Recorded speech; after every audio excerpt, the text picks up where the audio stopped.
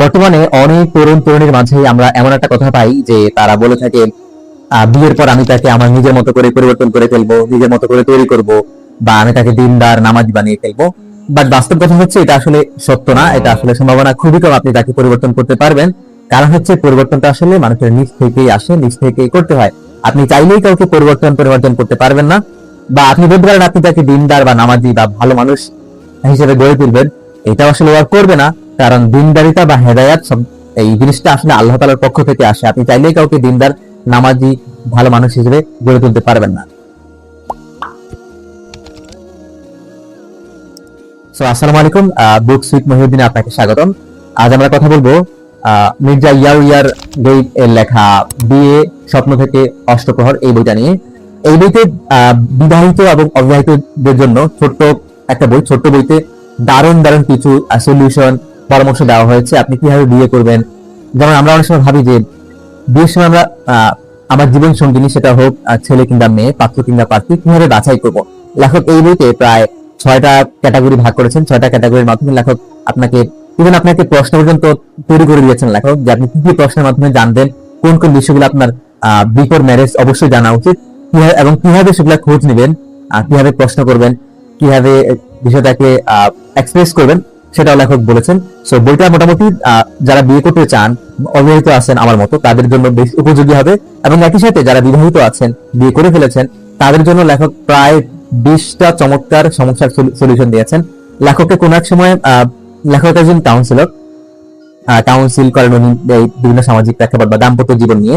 So ওনার কাছে অনেক প্রশ্ন আসে মাঝে মাঝে, যে কিভাবে দাম্পত্য জীবনের সমস্যা থেকে সমাধান করা যাবে বা কিভাবে একটা ভালো পরিবার গঠন করা যায়। এই বিষয়ে লেখক সর্বোচ্চ লেভেলের 20টা সমস্যা নিয়ে লেখক কথা বলেছেন এখানে, এবং কিভাবে আপনি সেগুলো সমাধান করবেন এগুলো নিয়ে লেখক কথা বলেছেন। যেমন মাঝে মাঝে আমি একটা উদাহরণ দিই, যদি যে দেখবেন যে অনেক মা বাবা বলে থাকেন যে আমি আমি চাই না যে আমার সন্তান, আমি যেমন কষ্ট করেছি, আমি অনেক কষ্ট ক্লেশের মধ্য দিয়ে জীবনের এই পর্যায়ে এসেছি, আমি চাই না আমার সন্তান এত কষ্ট পাক, আমি চাই তার জীবনটা আর্থিক স্টেবল হোক। লেখক এই লেখাটাকে, এই দৃষ্টিভঙ্গিকে একটু ব্যঙ্গাত্মক স্বরে বললেন যে আপনি তো কাইন্ড অফ এমন বলতেছেন যে আপনার সন্তান দুর্বল হবে না, আপনি চান না যে আপনার সন্তান সাহসী হোক, দৃঢ় মনোবলী হোক, আপনার সন্তান রিস্ক নিতে শিখুক। সো লেখক এই লেখাটাকে ব্যঙ্গাত্মক করছেন, এবং লেখক বলতে চাইছেন যে সন্তানকে লালন পালন করতে হবে কঠিন পরিস্থিতির মধ্য দিয়ে, তাকে বাস্তবতা শেখাতে হবে।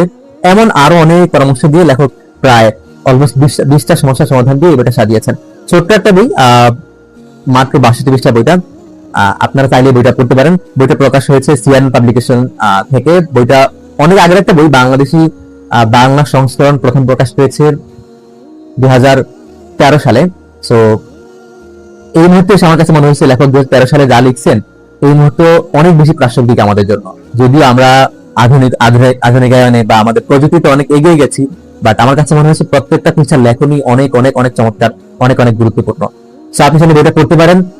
যদি আপনি অবিবাহিত হন তাও পড়তে পারেন, আপনি যদি বিবাহিত হন তাও পড়তে পারেন। আশা করছি আপনার অনেক বেশি, অনেক অনেক অনেক বেশি কাজে আসবে ইনশাআল্লাহ। আর পরিশেষে একটু ব্যক্তিগত কথা বলতে চাই, আমার জন্য আসলে দোয়া করবেন। আমার আসলে নিজের কথাটা এখনো স্পষ্ট না। সত্যি বলতে আপনারা জানেন অনেকে হয়তো যে আমি আমার ইউটিউব চ্যানেলটা খুলেছিলাম যাতে আমার কথার জড়তা দূর হয়, আমার কথাটা আরো ধীর গতি হয়। আমার কথা কিন্তু অনেক ফাস্ট, আর যাতে অনেক ধীর হয়, সেটা প্র্যাকটিস করার জন্য মূলত আমি ক্যামেরাতে আসা এবং কথা বলা। আর দ্বিতীয়ত আমার জন্য দোয়া করবেন যাতে আমি বই রিভিউটা ভালো করে করতে পারি। আসলে সত্য কথা এটাই যে আমি যে রিভিউ করতেছি, এখন একটা বই মাত্র কিছুক্ষণ বললাম দুইটা কথা বইটা সম্পর্কে, বাট যখন রিভিউটা আমি নিজে দেখি আমার নিজের কাছে আসলে ভালো লাগে না। কারণ আমি চাই আরো আরো অ্যাডভান্স হতে। আমি চাই সাদমান ফটিক ভাইয়া, খারিজাতুল কুবরা সোনিয়া বা রকমারিতে বিভিন্ন বই কথা নামে কিছু এপিসোড আছে, আমি চাই তাদের মতো কথা বলতে, বা নিজের মতো করে, নিজের সত্তার মতো করে, নিজের কল্পনাতে কিন্তু আমি অনেক কিছু ভাবি কিভাবে কথা বলবো, বাট কেন জানি বাস্তবে সেটা পারি না। সো আমার জন্য দোয়া করবেন যাতে আমি আমার যেভাবে চাই বই রিভিউ করতে সেভাবে করতে পারি। মা আসসালাম, আসসালামু আলাইকুম রহমতুল্লাহ।